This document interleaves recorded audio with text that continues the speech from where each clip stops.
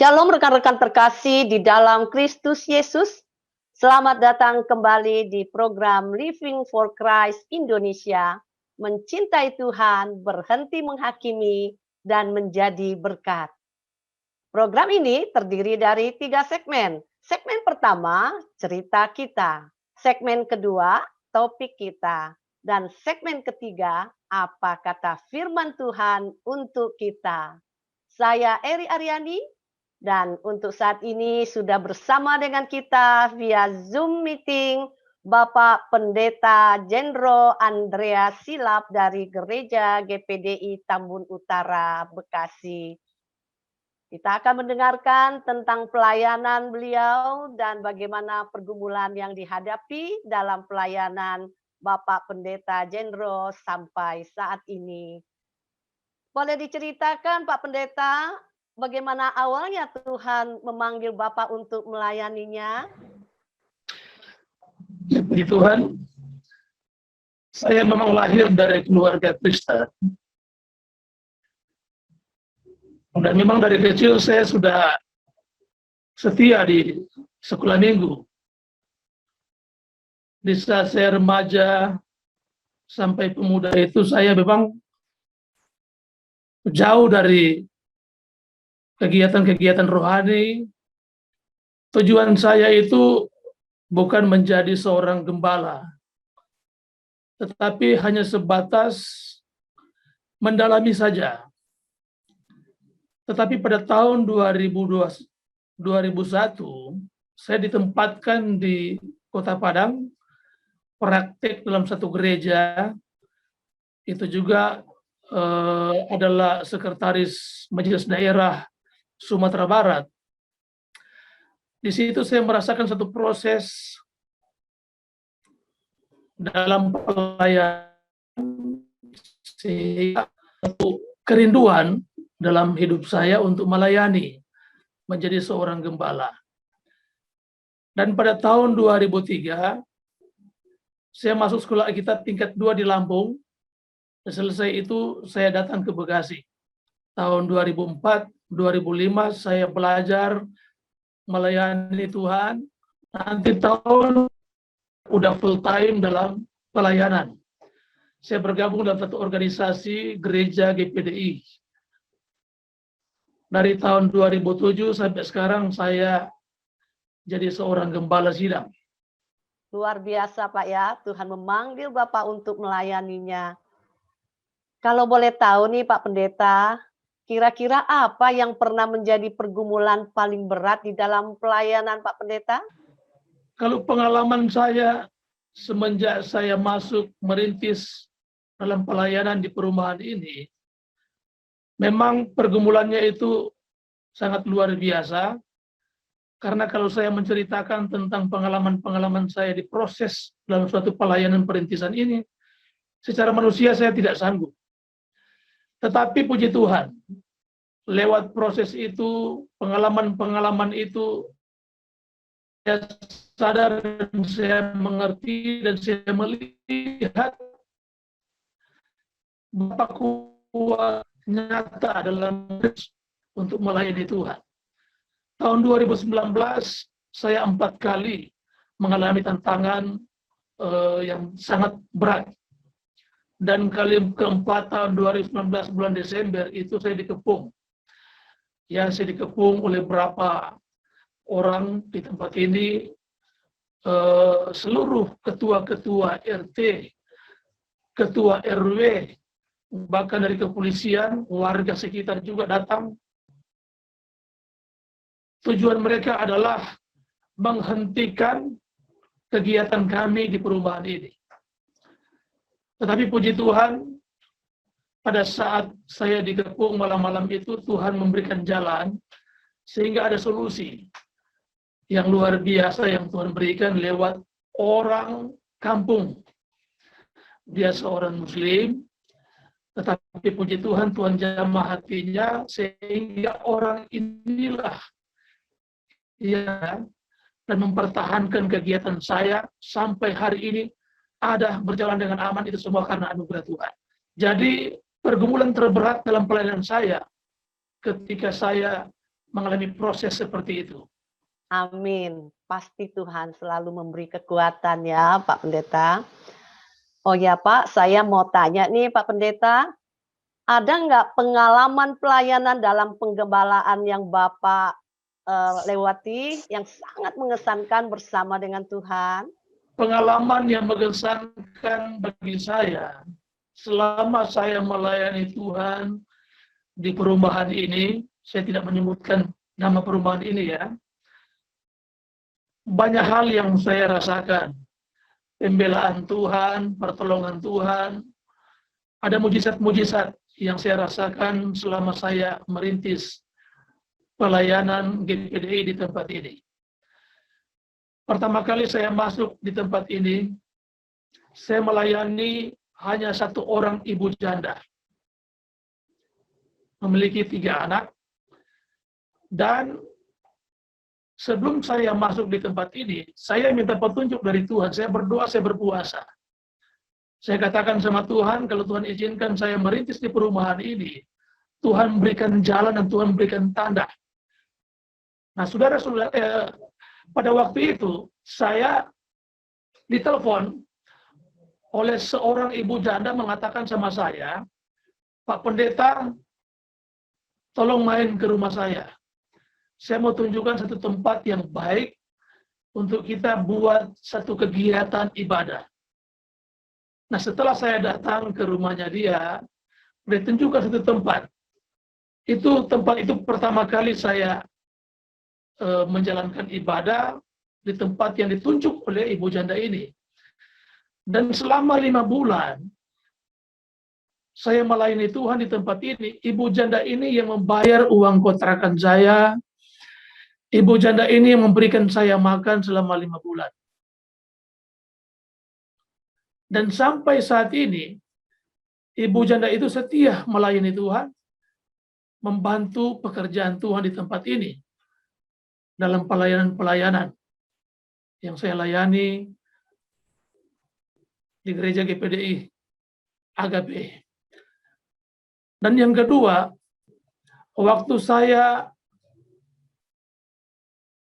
melihat bahwa sudah sepantasnya saya akan memiliki tempat yang tepat, tempat yang tetap untuk kami jemaat-jemaat beribadah. Dan kami bersama jemaat itu berdoa karena kami merindukan satu tempat yang tetap. Nah, kami bersama jemaat itu berdoa, berpuasa, kita menjalankan janji iman, kita melangkah dengan iman, dan puji Tuhan. Tahun lalu saya dengan jemaat sudah bisa membeli tempat atau lokasi yang hari ini sementara dibangun tempat ibadah kita. Jadi hal-hal itu yang membuat saya ini sangat bersyukur karena pengalaman-pengalaman itulah yang membuat saya terkesan melayani Tuhan, betapa Tuhan itu dahsyat adanya. Sehingga setiap kebutuhan kami dalam hal dana yang kita butuhkan hari-hari ini disiapkan semuanya. Sekarang sementara terbangun tempat ibadah di lahan 10x12. Itulah pengalaman-pengalaman yang sangat indah dalam pelayanan-pelayanan saya di perumahan ini. Wow, dahsyat ya Pak. Tuhan kita luar biasa. Nah, Pak Pendeta, saya mau tanya. Sebagian besar hamba Tuhan yang berstatuskan gembala pada umumnya hidup dari pelayanan, Pak. Nah, di masa pandemi COVID-19 ini mengakibatkan banyak pendeta atau hamba Tuhan yang tidak mampu mencukupi kebutuhan rumah tangga dan pelayanannya. Nah, mengenai hal ini, bagaimana Pak Pendeta saat ini menyikapi, menyiasati untuk mencukupi kebutuhan rumah tangga dan pelayanan Bapak selama masa pandemi ini, Pak Pendeta? Kalau untuk saya, kalau kita melayani Tuhan dengan serius, kita tidak akan berkekurangan. Itu iman saya, itu prinsip saya. Dan selama saya melayani Tuhan dalam situasi dan kondisi seperti ini, itu tidak membuat saya berkekurangan. Semua kebutuhan-kebutuhan saya tercukupi. Dan memang, kalau dulu banyak undangan-undangan atau ada pelayanan-pelayanan di luar, semenjak corona ini, itu sudah sangat terbatas. Tetapi bukan berarti ketika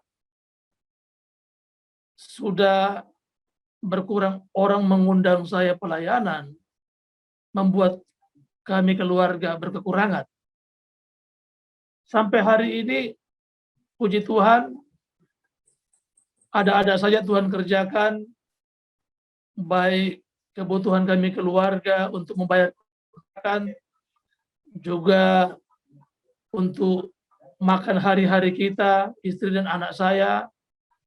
Bahkan berkat-berkat yang saya terima itu ada lebih, dan saya berikan itu kepada jemaat-jemaat yang membutuhkan. Dan memang ada hal-hal yang lain yang menjadi pergumulan hari-hari saya ini, ya. Saya lagi gumuli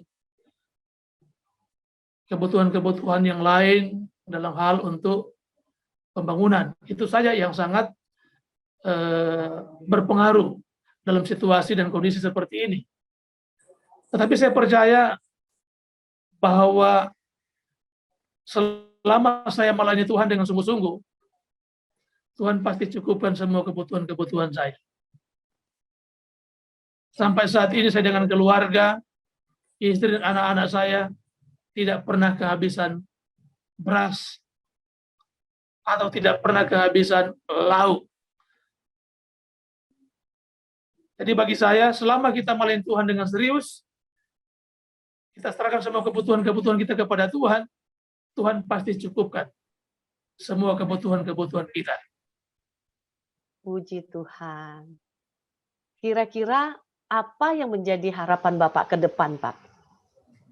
Harapan saya dalam pelayanan yaitu tempat saya atau gereja yang sementara saya bangun ini bisa selesai.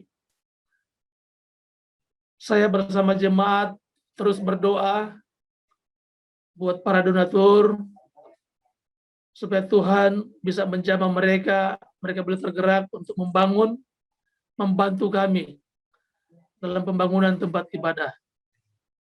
Dan harapan saya ke depan juga jemaat-jemaat kami tetap menjadi jemaat-jemaat yang setia, jemaat-jemaat yang sangat militan.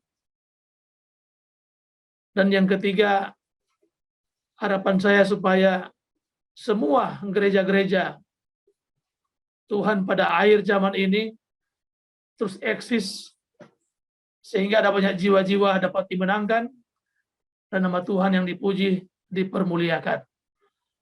Saya sangat percaya tahun-tahun ini adalah tahun-tahun tuaian atau tahun-tahun penuaian jiwa-jiwa. Firman Tuhan katakan bahwa tuaian sudah menguning dan siap dituai. Dan tahun-tahun inilah saya percaya bahwa kita akan menuai jiwa-jiwa. Saya bersama jemaat terus berdoa supaya perumahan ini bisa diselamatkan oleh Tuhan. Ada mujizat-mujizat terjadi dalam pelayanan-pelayanan kami untuk perumahan di mana Tuhan tempatkan kami melayani Tuhan. Itu yang menjadi harapan kami sebagai seorang hamba Tuhan, sebagai seorang gembala, dan sebagai jemaat yang ada di tempat ini. Puji nama Tuhan. Terima kasih Pak Pendeta yang sudah menyediakan waktunya untuk berbagi cerita mengenai pelayanan Bapak. Kiranya Tuhan Yesus memberkati pelayanan Bapak Pendeta Jendro dan Tuhan menyertai pelayanan Bapak dan keluarga. Rekan-rekan terkasih, puji nama Tuhan, kita sudah mendengarkan banyak kesaksian dari Bapak Pendeta Jendro. Sekiranya rekan-rekan ada yang rindu, tergerak oleh Tuhan untuk memberkati Bapak Pendeta Jendro, Teman-teman bisa mentransferkan persembahan kasih daripada teman-teman ke rekening yang tertera di bawah ini. Percayalah setiap pemberian yang teman-teman berikan dengan sukacita akan Tuhan balas dengan kelimpahan. Haleluya. Amin. Terima kasih saudara, Tuhan Yesus memberkati.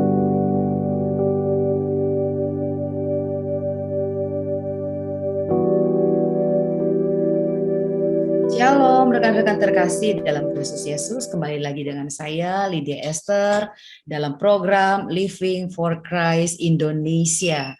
Mencintai Tuhan, berhenti menghakimi, dan menjadi berkat. Puji Tuhan, saat ini kita akan berbincang-bincang dengan anak muda yang hebat, dan tentunya topik kita adalah seputar anak muda.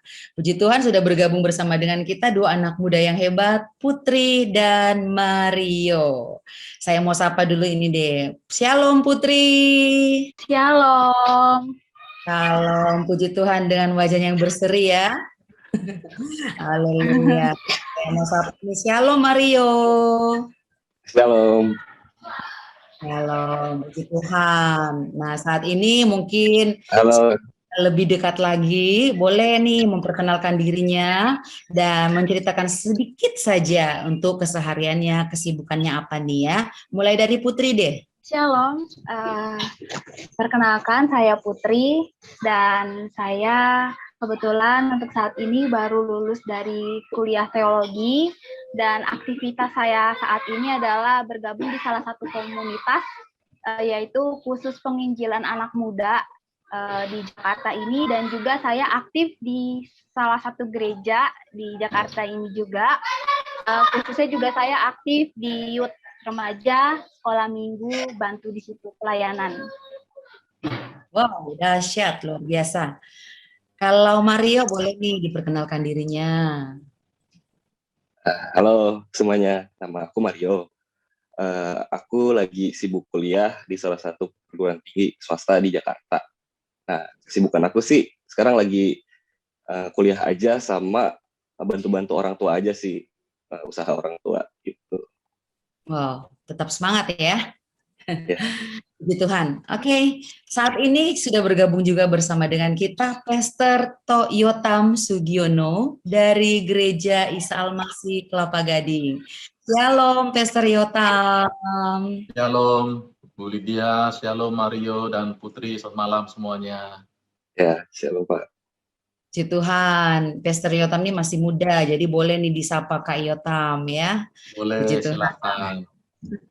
Haleluya. Rekan-rekan terkasih, puji nama Tuhan, pada kali ini kita akan membahas topik kita kali ini adalah mengeraskan hati. Wow, ada apa dengan mengeraskan hati? Mengeraskan hati, kita bersama tahu bahwa itu adalah sadar tapi mengabaikan semua tanda yang dilihat atau yang dimengerti dan bersikukuh untuk melanjutkan langkah meski tahu langkah itu salah ya. Nah, tapi dengan kita akan belajar lebih dalam lagi, kita akan mendengarkan penjelasan-penjelasan yang luar biasa, dan pada kali ini saya akan memberikan kesempatan kepada Putri dan Mario akan bertanya-tanya kepada Pastor Yotam, atau boleh disapa Kak Yotam ya, akan bertanya seputar mengeraskan hati. Oke, silakan Mario dan Putri. Shalom Kak Yotam. Shalom, Pada malam Putri. hari ini, ya malam hari ini saya mau tanya nih Kak seputar tentang mengeraskan hati yang memang sampai saat ini mengganjal untuk diri saya sendiri Kak. Kalau seandainya dari mengeraskan hati ini yang berhubungan dengan panggilan, gimana sih Kak caranya supaya kita, khususnya saya, tetap taat sama panggilan dan tidak terkecohkan sama masalah-masalah yang saya alami, masalah-masalah yang saya hadapi, sehingga yang mengakibatkan saya itu suka tawar hati, suka kecewa, bahkan juga ujung-ujungnya itu bisa mengeraskan hati saya, sehingga terkadang dari hal itu saya suka mau lari dari panggilan itu. Nah, itu gimana sih Kak caranya supaya saya tetap taat di panggilan itu, nggak terkecohkan sama masalah-masalah yang ada? Jadi itu pertanyaan dari saya. Ya, terima kasih Putri. Ini pertanyaan yang seringkali dihadapi oleh orang-orang muda di dalam pelayanan, bingung harus seperti apa, bagaimana ketika seolah-olah yang dihadapi itu begitu berat, mentok rasanya, dan banyak yang mengecewakan di sekitar. Jadi begini, kalau kita punya panggilan, justru seharusnya panggilan itu membuat kita kuat menghadapi berbagai macam kekecewaan yang ada di dalam hidup kita. Justru kalau panggilan itu ada dan kita berlari-lari menuju kepada panggilan itu, maka sebenarnya semua aral rintangan itu menjadi tidak berarti. Kita punya kemampuan untuk bisa menghadapi itu semua. Nah, saya memberi contoh. Saya waktu lulus SMA, kemudian kuliah. Nah, kuliah umum sampai selesai, lulus, lalu kemudian bekerja. Di dalam pekerjaan itu, ternyata setelah saya menggumuli, ternyata Tuhan panggil saya untuk menjadi hamba Tuhan. Nah, itu panggilan. Tetapi, saya juga tahu bahwa ada begitu banyak hal yang mengecewakan, gereja mengecewakan, orang-orang Kristen mengecewakan, para aktivis mengecewakan, hamba-hamba Tuhan juga mengecewakan. Ada di sekitar saya. Dan saya bahkan juga beberapa kali pernah dalam tanda kutip dipahitkan oleh orang-orang yang notabene yang saya pikir mereka tahu kebenaran harusnya menolong saya. Nah, sekarang kembali.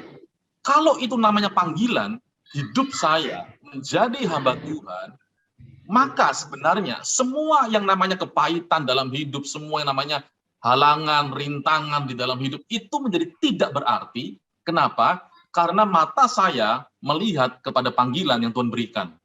Bukan kepada halangan dan rintangan yang ada di sekitar saya. Itu semua menjadi tidak berarti, Putri.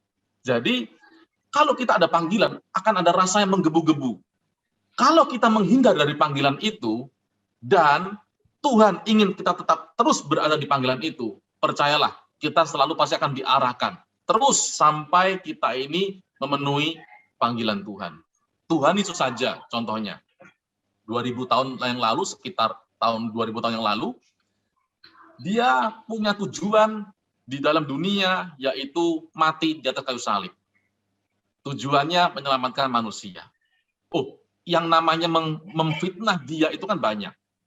Menghina dia itu banyak.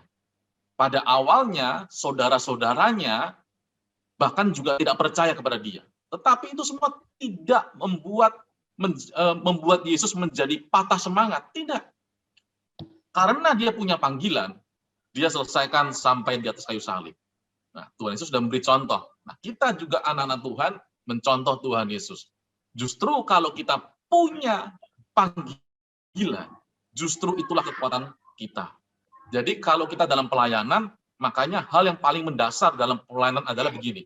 Kita benar-benar dipanggil Tuhan menjadi pelayan, atau hanya sekedar kita ingin pelayanan, atau seperti apa? Atau hanya merasa terpanggil. Tuhan tidak panggil, tapi hanya perasaan kita saja. Nah, ini repot. Kalau kita benar-benar dipanggil dalam pelayanan, justru itu kekuatan kita. Justru itu, istilahnya begini, legal standing kita. Dasarnya kita justru panggilan Tuhan itu. Sehingga semua masalah menjadi tidak berarti. Nah, kira-kira begitu, Putri, yang bisa saya sampaikan. Pertanyaan sangat baik sekali. Ya, terima kasih, Kak. Nah, oke, Pak. Lanjut ke saya.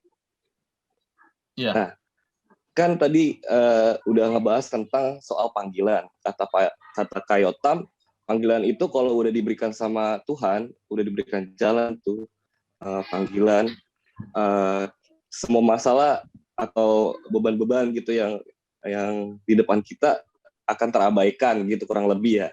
Nah, kadang kita sebagai anak muda nih sudah dikasih panggilan sama Tuhan nih, dikasih tanda. Tapi kita kadang-kadang suka menolak dalam arti kita memiliki hak untuk kayaknya saya nggak cocok deh untuk melayani gitu. Oke, atau menilai diri kita rendah gitu kan, berhubungan dengan free will gitu. Kehendak kita yang menolak bahwa kayak kita kurang cocok deh buat melayani gitu. Nah, apakah sikap kita yaitu free will ini berhubungan dengan kekerasan hati? Gitu. Ya, pertanyaan sangat baik, Mario. Terima kasih. Jadi kalau berbicara mengenai panggilan, apakah kita merasa kita ini boleh menolak atau tidak, kita ini merasa tidak layak dan sebagainya. Kita ingat waktu panggilan terhadap Musa, jadi saya mau cerita sedikit tentang Musa ya. Jadi Musa ini salah satu calon penggantinya Fir'aun sebenarnya. Nah, Fir'aun ini, Musa ini kan anaknya Fir'aun. Jadi kalau Fir'aunnya ini dia kemudian wafat, maka Musa dan saudaranya itu punya kans untuk naik menjadi penggantinya Fir'aun. Lalu Musa ini dipanggil, lalu kemudian singkat cerita umur 40 tahun dia kemudian pergi dari Mesir.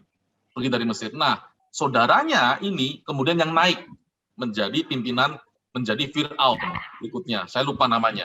Nah, Musa ini kemudian dia ini 40 tahun dia ini mengembalakan, dia nikah, berkeluarga.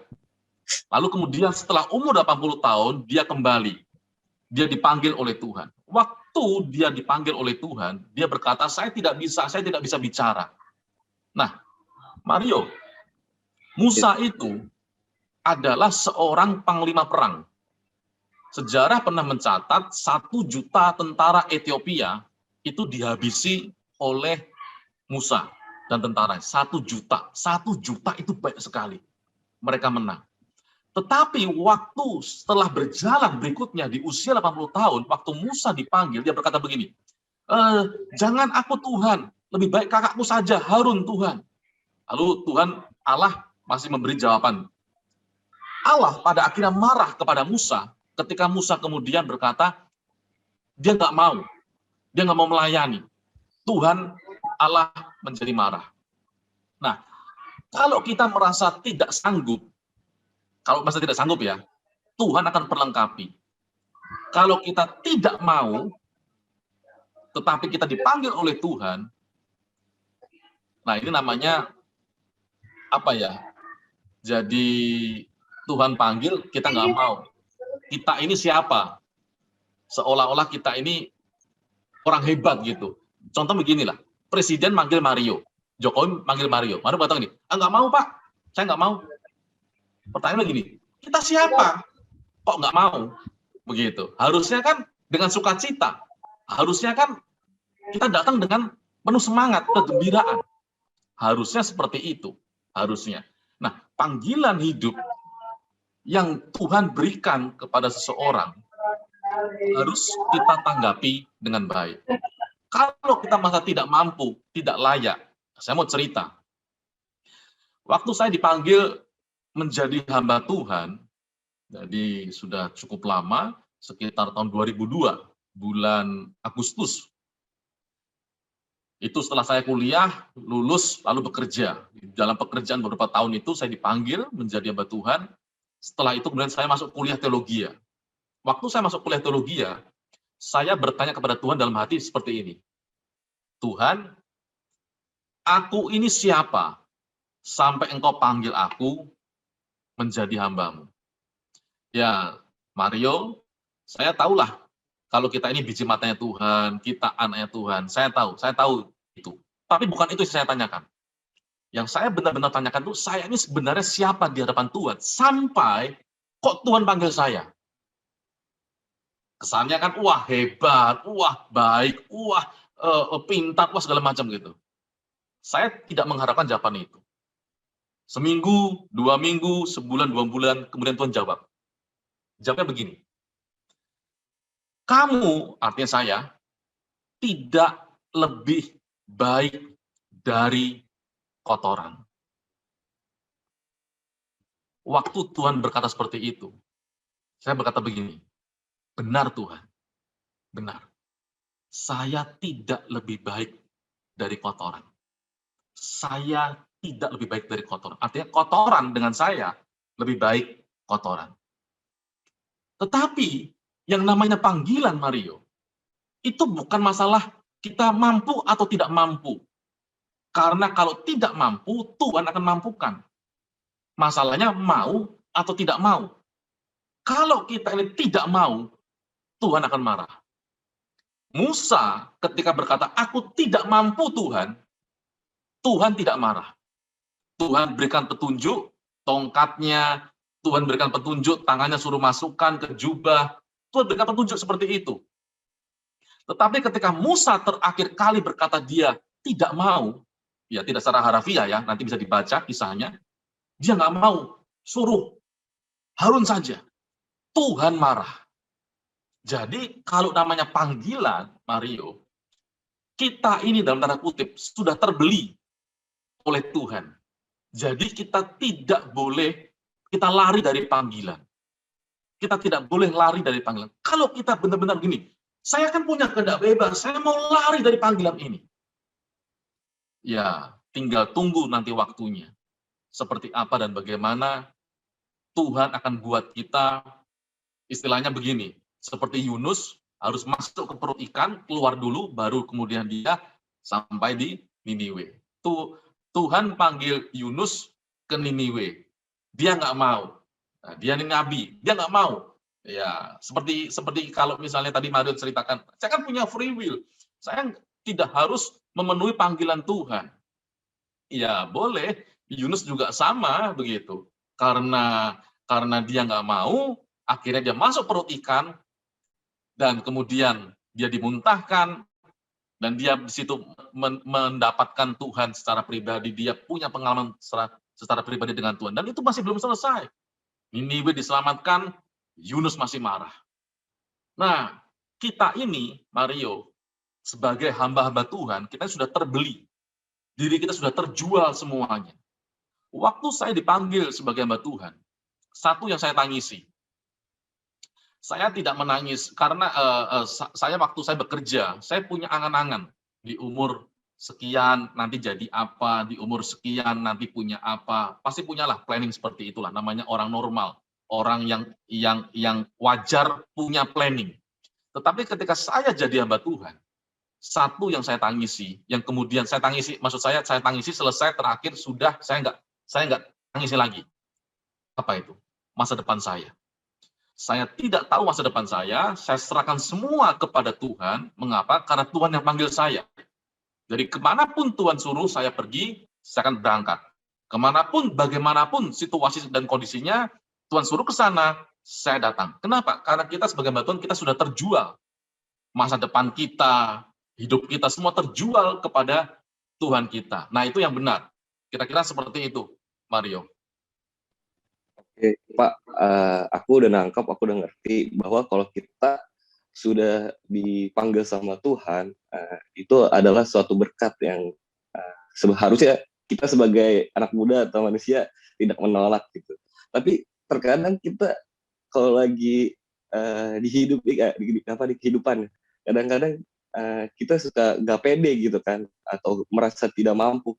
Yang pengen aku tahu sih tipsnya itu gimana sih caranya bahwa kayak meyakini bahwa panggilan Tuhan itu berarti buat kita gitu, buat saya lah pribadi kayak wah ini harus nih gitu. Kadang-kadang saya juga kadang-kadang suka ragu kayak kayaknya saya nggak cocok gitu. Gimana sih cara ngeyakininnya gitu?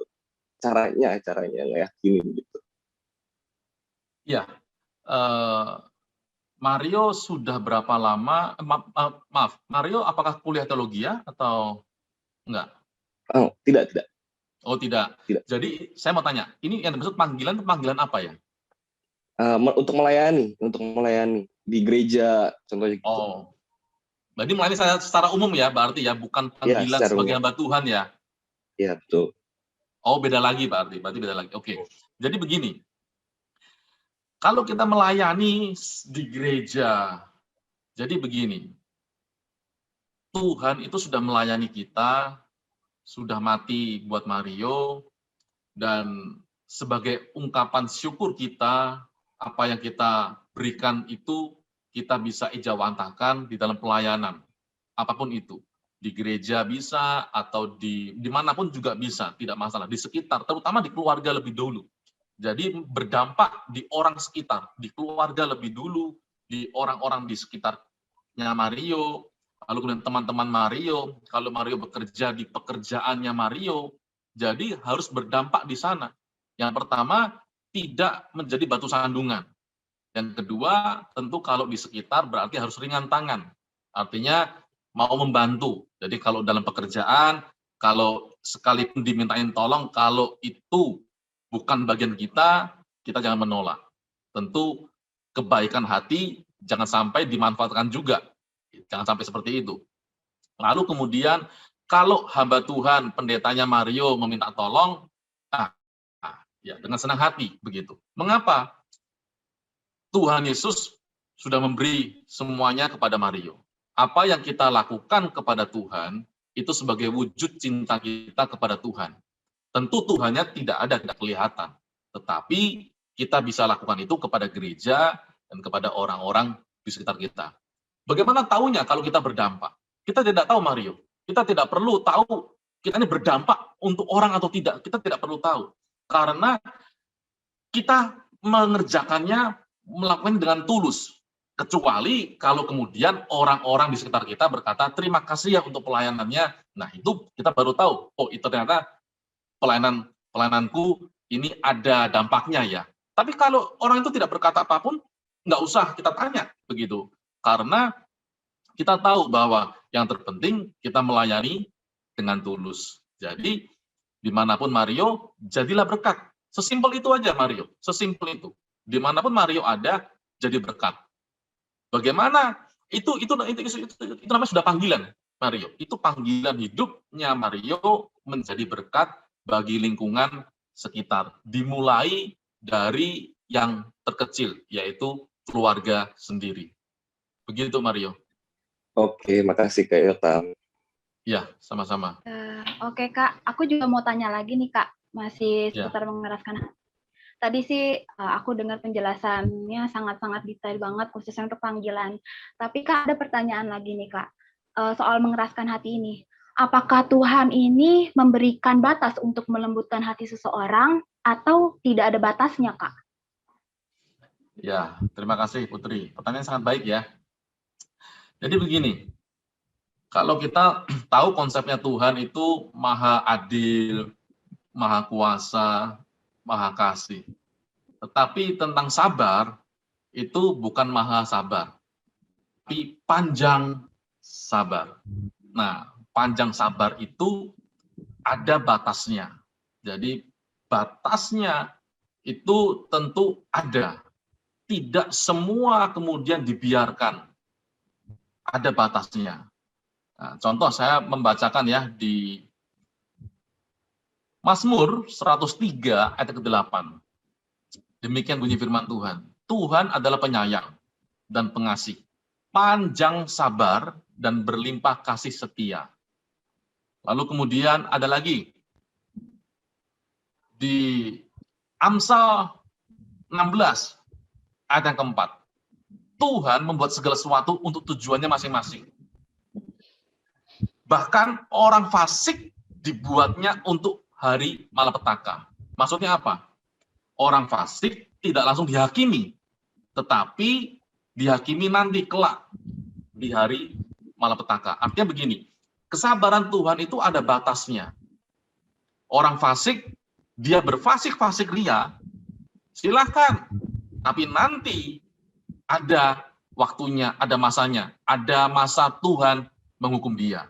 Nah, contoh lagi, di 1 Korintus pasal yang ke-5, di ayat yang ke-5, firman Tuhan katakan demikian.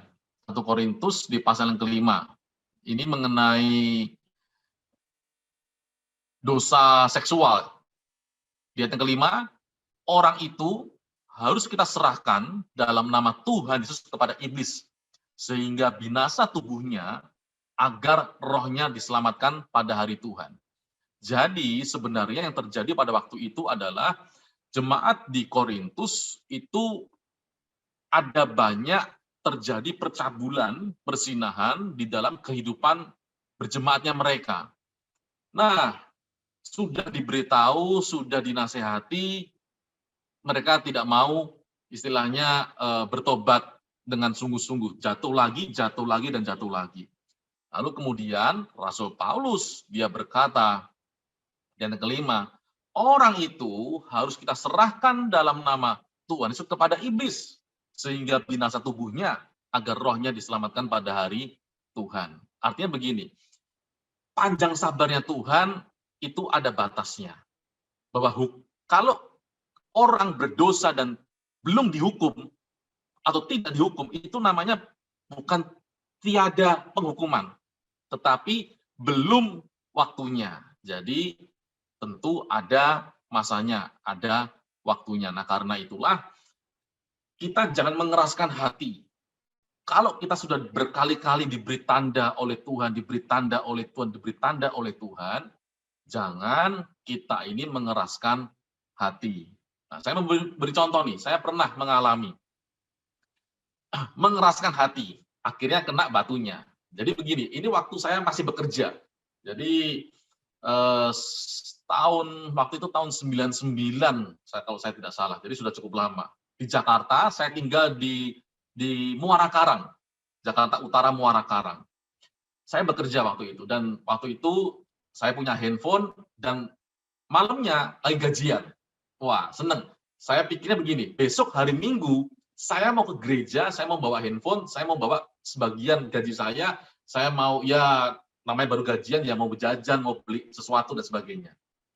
Lalu besoknya, hari Minggu, pagi, saya sudah mandi, sudah siap, mau ke gereja. Di hati itu bicara begini, kamu jangan bawa handphonemu. Waktu itu kan handphone masih jarang, saya punya handphone, saya senang sekali begitu. Ada kata-kata seperti itu. Lalu kemudian saya jawab dengan diri saya sendiri. Ini kan handphone saya mau bawa ya nggak ada masalah. Sudah, suara itu diam. Lalu kemudian suaranya muncul lagi di hati saya. Kamu jangan bawa duit banyak-banyak. Saya bingung. Ini duit-duit saya baru gajian. Kenapa nggak boleh? Ya sudah. Terus kemudian saya naik kendaraan umum. Saya naik angkot. Dari Muara Karang, lalu kemudian ke Mega Mall. Ke Mega Mall, di situ saya niatnya mau ke Citraland. Waktu angkot itu lewat Mega Mall, suara di hati saya berkata begini, kamu turun di sini. Saya mikir gini, kok saya turun di sini? Orang saya mau ke Citraland, bukan mau turun di sini. Nggak mau, saya mau ke Citraland. Ya sudah, angkot itu terus berjalan, terus akhirnya naik ke jembatan layang. Waktu di jembatan layang itu, tiba-tiba saya ditodong 2 orang. Ditodong 2 orang, diminta handphone saya, diminta dompet saya. Kemudian saya nawar begini, Bang, uangnya ambil, tapi dompetnya jangan diambil ya. Ada SIM-nya, ada KTP-nya. Saya repot kalau mesti saya ngurus. Ya sudah, diambil duitnya, saya dikasih sedikit duit, buat naik angkot bisa pulang begitu. Nah, kemudian dalam perjalanan itu, saya jadi teringat semua perkataan-perkataan yang tadi. Pertama, jangan bawa handphone. Lah kan saya kan nggak tahu kalau itu suara Tuhan. Kan saya nggak tahu. Jangan bawa handphone. Yang kedua, jangan bawa duit. Yang ketiga, disuruh turun di Mega Mall. Mega Mall Pluit. Lah saya tolak semua. Saya mengeraskan hati. Kenapa? Nah, sekali lagi, karena saya belum mengenal Tuhan dengan benar. Jadi, Putri, kalau orang sudah mengenal Tuhan dengan benar, dia pasti tidak mungkin mengeraskan hati. Orang yang sudah mengenal Tuhan dengan benar, dia tidak mungkin melawan Tuhannya. Dia tidak mungkin sekeras itu hatinya kepada Tuhan. Jadi, setelah itu kemudian saya baru tahu, oh berarti tadi yang kata-kata di hati saya, itu ternyata suaranya Tuhan. Saya kaget. Nah, waktu saya di gereja, setelah saya dirampok itu, saya di gereja, saya tuh sukacita. Sukacita kenapa? Bukan karena dirampoknya, sukacita karena saya diberi peringatan oleh Tuhan.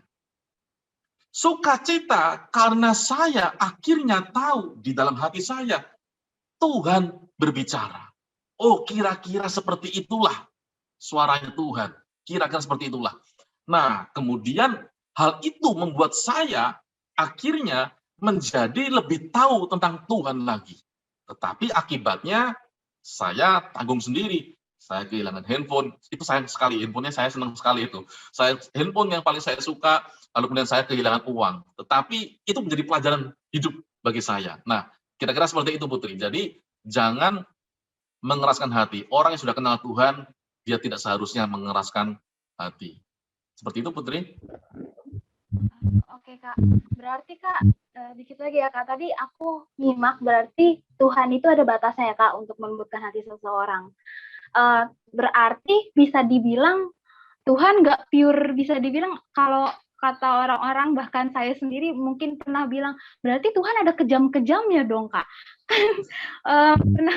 Kan Tuhan di Alkitab juga bilang kan dia kan welcome sama orang-orang yang berdosa gitu. Dia benar-benar terbuka sama orang-orang berdosa. Tapi kenapa di saat hal ini ada titik telahnya Tuhan gitu? Gitu Kak. Jadi kayak Ya, ini Putri. Itu asumsinya Putri. Tuhan lelah dengan kita. Itu asumsinya Putri. Kalau di kitab Wahyu dikatakan demikian. Orang yang dikasihi itu justru dihajar oleh Tuhan. Kenapa? Ya, kalau Putri nanti punya anak, karena sayang itulah anak kita tidak mau celaka. Karena tidak mau celaka, dia bandel, dia harus diajar. Pertama diberitahu, kedua diberitahu lagi, ketiga masih diberitahu, keempat suara meninggi, kelima suara semakin tinggi, teriak, keenam sudah nggak bisa dikasih tahu, dipukul. Nah, itu sebagai bentuk pendisiplinan Tuhan kepada kita karena Tuhan sayang kepada kita. Sama seperti kita kepada anak, tentu contoh begini Putri. Ya, Putri punya adik yang masih kecil. Adik lagi main baygon. Putri ngomong, jangan main baygon, itu racun. Dia masih main lagi. Jangan main baygon, itu racun. Tetapi kemudian dia mulai semprot-semprot, kemudian semprot badannya. Yang Putri lakukan apa? Masih memberitahu, jangan mainan baygon. Atau langsung kemudian marah, langsung kemudian mengambil. Orang yang normal langsung akan mengambil. Karena tahu berbahaya. Apalagi di situ ada makanannya dia kepengen nyemput-nyemput makanannya lalu dimakan, kepengen mencoba. Kalau orang sadar itu berbahaya, itu sudah tidak akan pakai baik-baik, dikasih tahu baik-baik. Kan tadi sudah diberitahu baik-baik. Jadi tinggal yang terakhirnya apa? Ya dikerasin.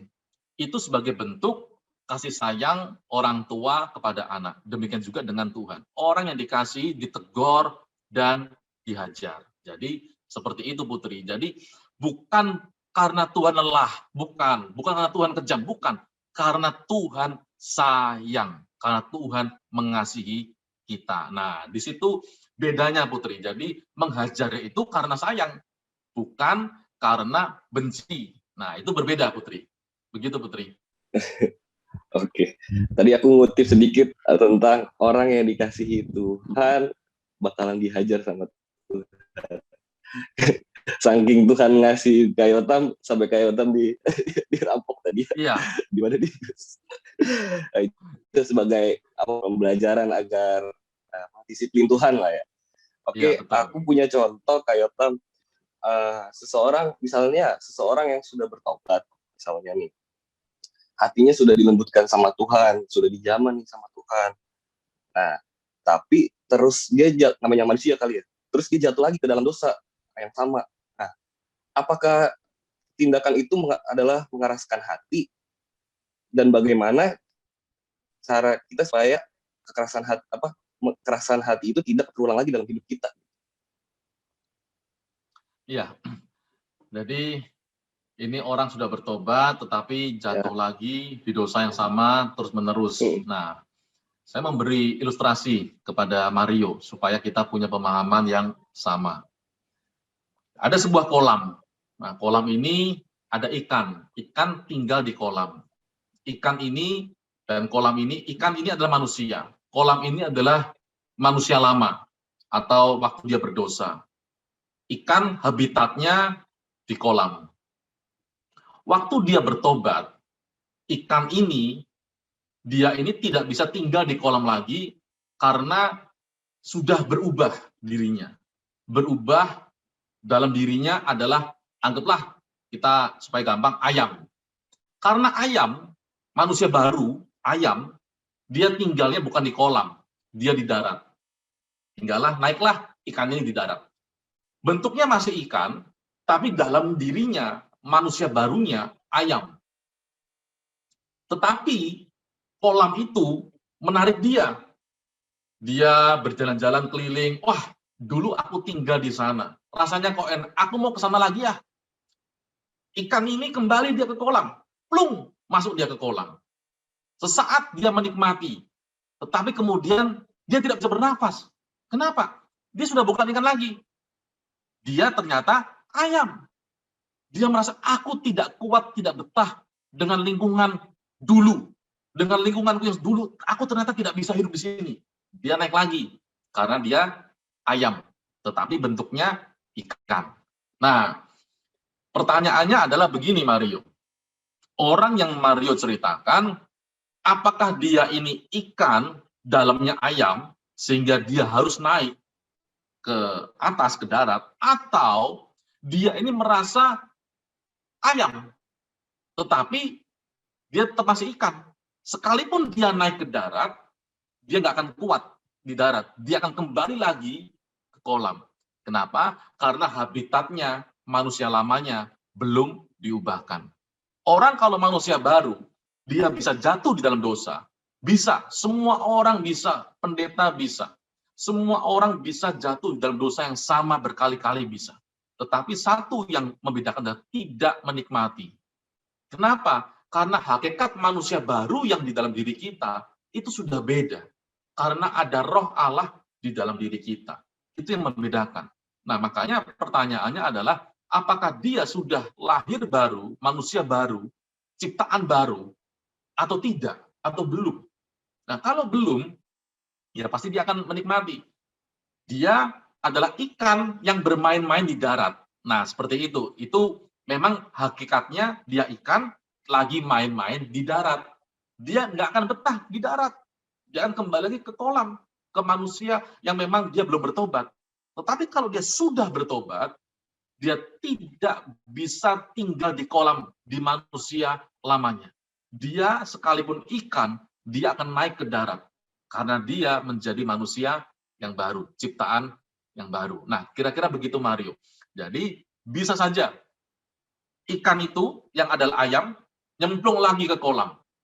Nanti naik lagi, dalam hidupnya sekian waktu lamanya, aku kepengen ke kolam itu lagi. Rasanya enak, nyemplung lagi, tapi dia nggak betah, dia nggak kuat, dia kemudian naik lagi. Nah, semakin dewasa seseorang, semakin dewasa iman seseorang, dia akan semakin bisa mengendalikan dirinya.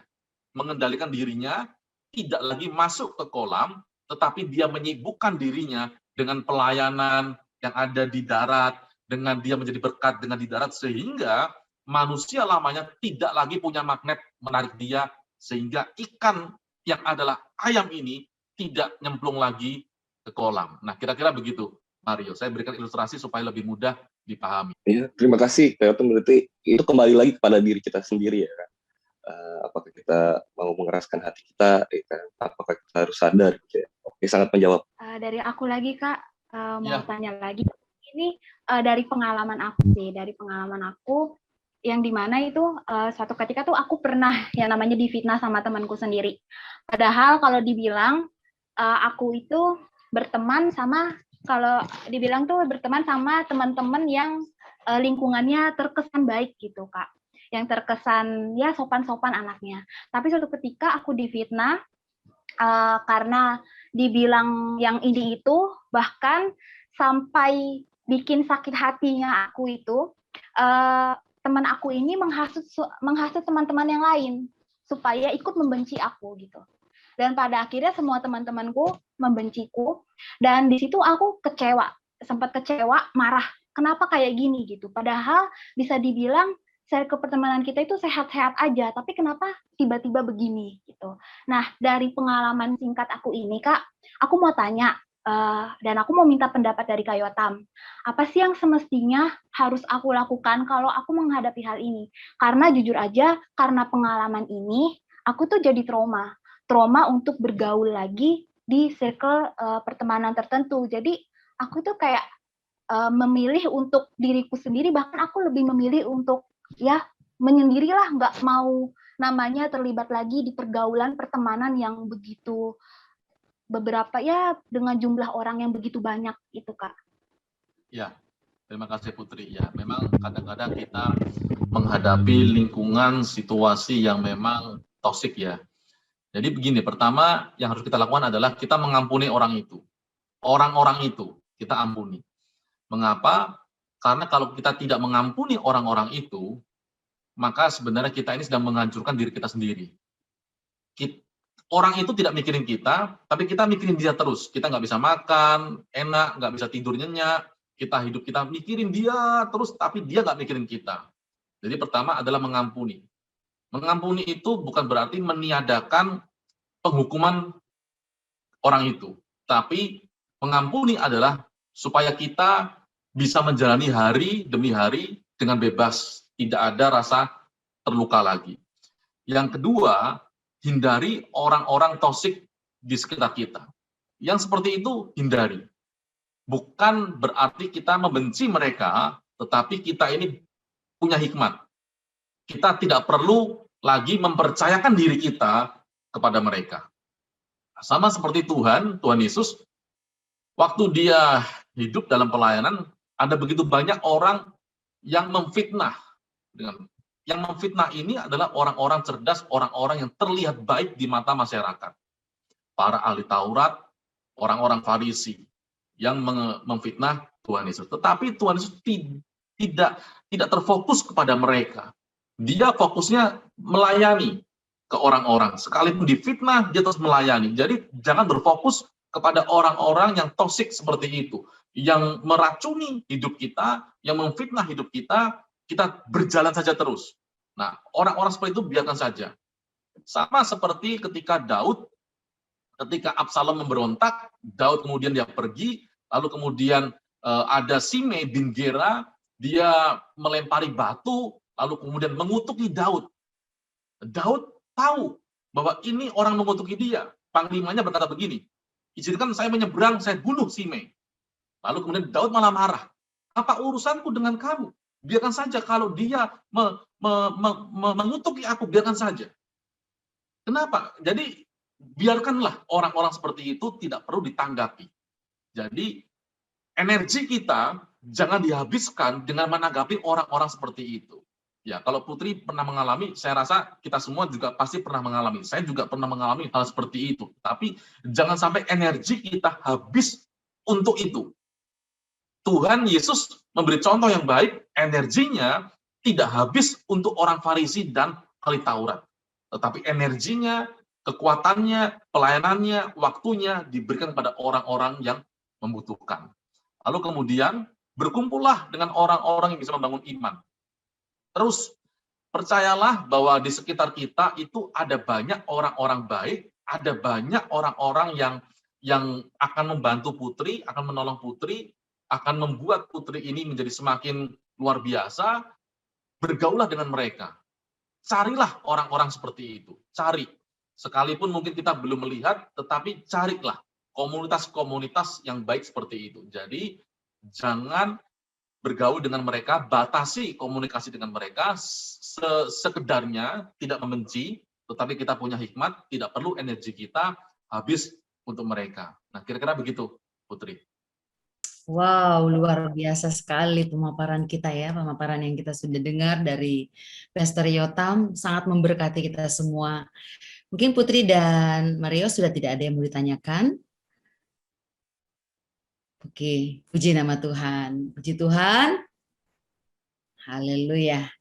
Puji Tuhan, mungkin ada Pastor, ada yang mau disampaikan pesan-pesan untuk rekan-rekan Living for Christ Indonesia sebagai closing statement kita. Silakan, Pak. Ya, terima kasih Bu Lydia. Jadi bagi teman-teman Sobat Living for Christ Indonesia, dimanapun berada yang mendengarkan siaran ini, kalau kita sudah dipanggil oleh Tuhan, pendeknya beginilah, kita semua punya panggilan terhadap hidup kita masing-masing. Panggilan Tuhan kepada hidup kita masing-masing. Entah itu di dunia profesional, kerjakan dengan baik. Entah itu di dunia pelayanan, kerjakan dengan baik. Semua bermacam-macam. Tidak semua orang dipanggil menjadi hamba Tuhan. Abraham itu bukan hamba Tuhan. Daud bukan hamba Tuhan. Yakub, Ishak bukan hamba-hamba Tuhan. Tidak semua harus menjadi hamba Tuhan. Tetapi dimanapun kita berada, marilah kita berdampak hidup kita untuk Kristus dan bagi Indonesia. Jadi dimanapun berada, mari kita menjadi berkat bagi banyak orang di sekitar kita. Terima kasih. Silakan Bu Lydia. Amin, haleluya, puji Tuhan. Firman Tuhan berkata dalam Amsal 28 ayat 14, berbahagialah orang yang senantiasa takut akan Tuhan, tetapi orang yang mengeraskan hatinya akan jatuh dalam malapetaka. Nah, kita sudah mendengarkan pemaparan yang luar biasa yang sangat memberkati kita semua, khususnya anak-anak muda. Biarlah kelembutan hati menjadikan diri kita untuk mudah menerima pengajaran Tuhan, untuk kita diubah, dipulihkan, dan dibentuk sesuai dengan rencana Tuhan. Puji nama Tuhan, kami mengucapkan terima kasih kepada Pastor Yotam Sugiono. Terima Tuhan kasih. memberkati ya Pak ya. Haleluya. Terima kasih, memberkati juga untuk Living for Christ Indonesia. Baik, kami juga mengucapkan terima kasih kepada Putri dan Mario. Terima kasih. Tetap semangat melayani Tuhan ya. Amin. Haleluya. Terima kasih. Tuhan, haleluya. Puji Tuhan, rekan-rekan terkasih, kita akan mengakhiri topik kita kali ini dan kita akan mendengarkan apa kata firman Tuhan bersama Pastor Jimmy Lizardo. Tuhan Yesus memberkati.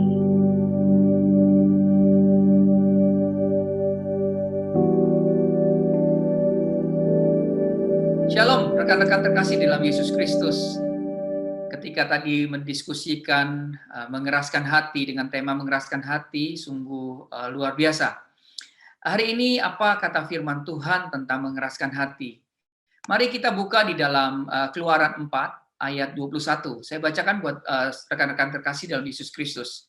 Keluaran 4 ayat 21. Firman Tuhan kepada Musa, pada waktu engkau hendak kembali ini ke Mesir, ingatlah supaya segala mujizat yang telah kuserahkan ke dalam tanganmu kau perbuat di depan Firaun, tetapi aku akan mengeraskan hatinya sehingga ia tidak membiarkan bangsa itu pergi.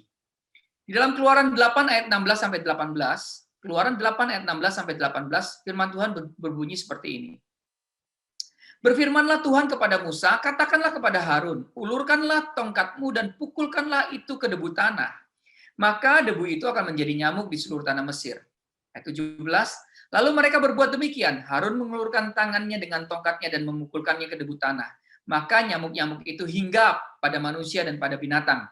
Segala debu tanah menjadi nyamuk di seluruh tanah Mesir. Ayat 18, para ahli itu pun membuat yang demikian juga dengan ilmu-ilmu mantranya untuk mengadakan nyamuk-nyamuk. Tetapi mereka tidak dapat. Demikianlah nyamuk-nyamuk itu hinggap pada manusia dan pada binatang. Ayat 19, firman Tuhan berkata seperti ini. Lalu berkatalah para ahli itu kepada Firaun, inilah tangan Allah. Tetapi hati Firaun berkeras, dan ia tidak mau mendengarkan mereka seperti yang telah difirmankan Tuhan.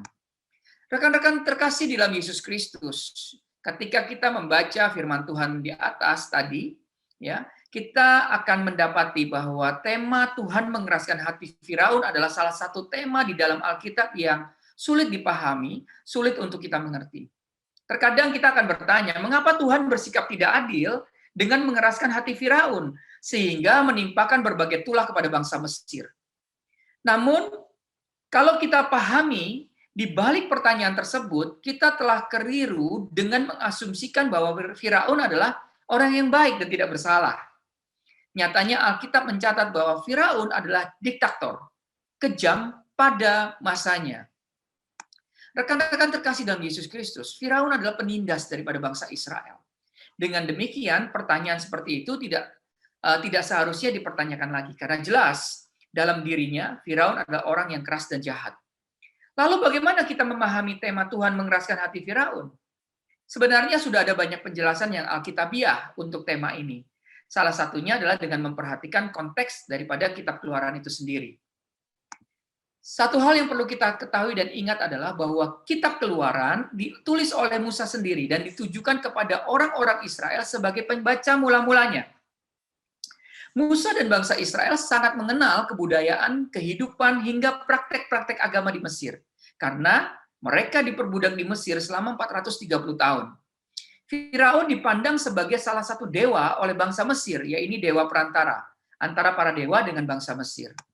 Rekan-rekan terkasih dalam Yesus Kristus, Firaun juga memandang dirinya sebagai dewa. Perhatikan baik-baik, Firaun memandang dirinya sebagai dewa, memandang rendah Tuhan bangsa Israel. Firaun merasa lebih hebat, lebih berkuasa dari Tuhan. Setidaknya kita bisa melihat bagaimana kesombongan Firaun ketika tadi kita baca di dalam ayat firman Tuhan, ketika ahli-ahli sihirnya sanggup juga mengubah air menjadi darah pada tulah pertama dengan berpaling masuk istana dan tidak memperhatikan.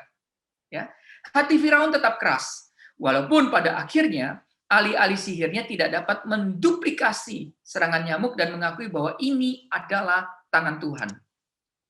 Rekan-rekan terkasih dalam Yesus Kristus, kesombongan Firaun dan perasaan superiornya dari Tuhan inilah yang ingin ditunjukkan Musa kepada bangsa Israel. Bahwa sebenarnya Tuhannya bangsa Israel itu lebih besar, lebih berkuasa ketimbang Firaun. Bahkan lebih berkuasa, lebih besar ketimbang dewa dan dewi Mesir. Rekan-rekan terkasih dalam Yesus Kristus, jika Tuhan sanggup mengetahui isi hati dan bahkan berkuasa untuk mengeraskan hati Firaun yang dia pandang sebagai dewa, siapakah Tuhan yang sesungguhnya dan yang sejati itu? Itulah kira-kira bagaimana pesan Musa kepada bangsa Israel dan bagaimana kita dapat menjawab Tuhan, bagaimana Tuhan itu mengeraskan hati Firaun. Ketika Tuhan mengeraskan hati Firaun, Tuhan ingin menunjukkan bahwa Ia, yaitu Tuhan, mengetahui apa yang menjadi isi hati Firaun. Tuhan juga aktif mengendalikan isi hati Firaun dan menunjukkan kekuasaan dan kemuliaannya di atas Mesir. Pesan Musa yang lain adalah Tuhan yang hebat seperti itu, Tuhan yang hebat yang disembah oleh bangsa Israel, itu ada di pihak mereka. Dan Tuhan ini yang akan membawa mereka keluar dari Mesir dengan kekuatan tangannya. Rekan-rekan terkasih, di dalam Kristus Yesus, pesan yang sama masih bergema hingga sekarang. Dan juga untuk selamanya. Bahwa Tuhan yang sudah menunjukkan kehebatannya itu, yang sekarang ada di pihak kita. Apapun pergumulanmu hari ini, apapun masalahnya, mungkin kita menghadapi masa-masa sulit hari ini. Pandemi COVID-19 menggempur kita begitu luar biasa.